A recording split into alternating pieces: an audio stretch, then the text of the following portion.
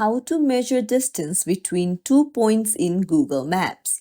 Hey everyone, welcome back to the channel. If you are new here, don't forget to hit the subscribe button and turn on the notification bell to not miss any updates.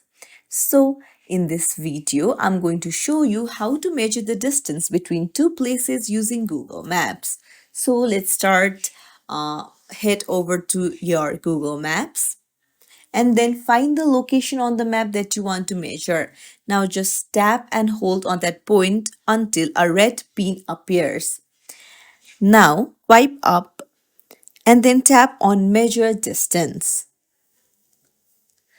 So you will see a line appear.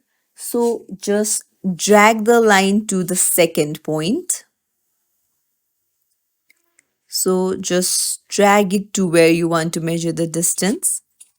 And then you can see that as you drag around, there is kilometer showing at the bottom left. So that is the distance.